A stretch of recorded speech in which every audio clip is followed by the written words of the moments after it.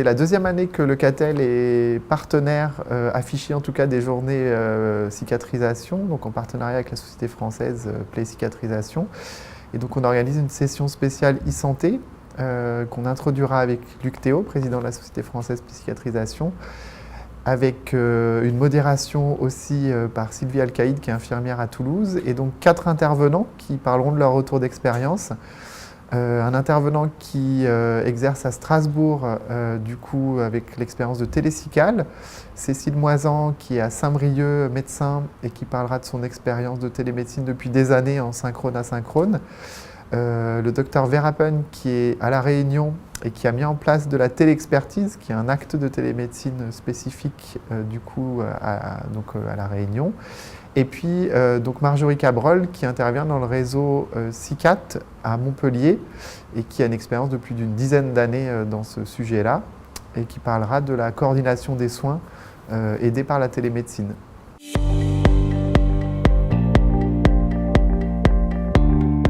C'est une session qui est originale puisqu'elle est dans les sessions, on va dire, spéciales. C'est une thématique qui est d'actualité puisque la télémédecine donc, est rentrée dans la loi en 2010 et puis est maintenant, depuis la loi de financement de sécurité sociale sur 2018, rentrée dans le droit commun. Donc on va pouvoir, il y aura une prise en charge des actes de téléconsultation et de téléexpertise par l'assurance maladie. Et puis c'est un sujet qui intéresse l'ensemble des acteurs du système de santé, que ce soit les institutions, donc l'assurance maladie et le ministère, parce qu'il y a un certain nombre de gains, les professionnels également, qui apportent du coup une qualité de prise en charge améliorée pour les patients, et les patients qui peuvent être pris en charge à domicile.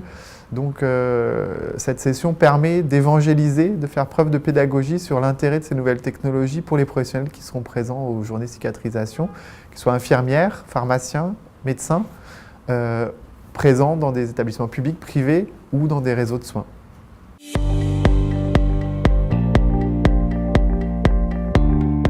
On est partenaire de la société française à la fois au travers des journées, mais aussi dans une démarche plus globale autour d'un collectif d'une vingtaine de professionnels qu'on est en train d'élargir d'ailleurs, donc qui ont mis en place de la télémédecine depuis des années. Il y a les 4 retours d'expérience que je vous ai cités, mais il y en a beaucoup d'autres.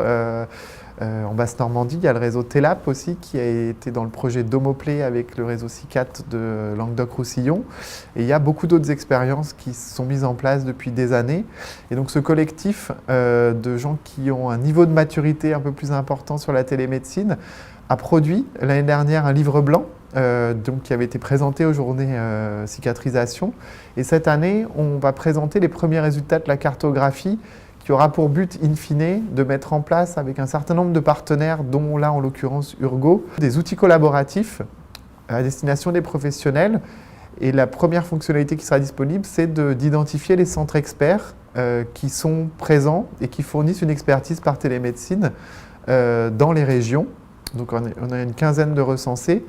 Et on va recenser aussi au travers d'une enquête qui est menée par Philippe Léger de la clinique Pasteur à Toulouse, l'ensemble des centres qui veulent mettre en place une activité pour pouvoir les aider du coup à mettre en place ces bonnes pratiques pour pouvoir gagner du temps par rapport aux centres qui ont déjà des retours d'expérience de plusieurs années et qu'il y ait cette montée en compétences qui se fasse en lien avec du coup la télémédecine qui est maintenant dans le droit commun. Donc voilà l'objectif de cet outil de cartographie, d'avoir une visibilité sur quels sont les centres qui fournissent une expertise et que je peux solliciter en tant que professionnel ou en tant que patient à terme pour pouvoir du coup m'informer sur les bonnes pratiques en place et aussi si je veux moi-même mettre en place et développer une expertise, comment m'y prendre et auprès de qui je peux me renseigner.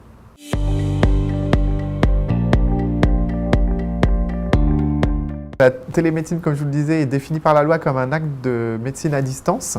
Il y a 4 actes qui sont définis. La téléconsultation, qui est donc un acte de consultation à distance en présence d'un patient, accompagné d'un professionnel avec un médecin à distance. La téléexpertise entre 2 professionnels de santé, dont forcément un professionnel médical.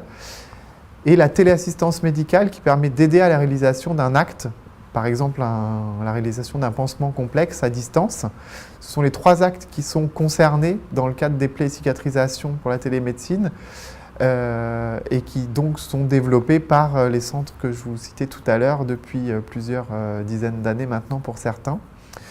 Et on a maintenant aussi le développement d'outils, des pansements connectés, des applications mobiles qui permettent d'évaluer, de qualifier la plaie et donc qui rentrent dans le champ plus large de l'e-santé en dehors de la télémédecine pure qui, elle, est définie par la loi.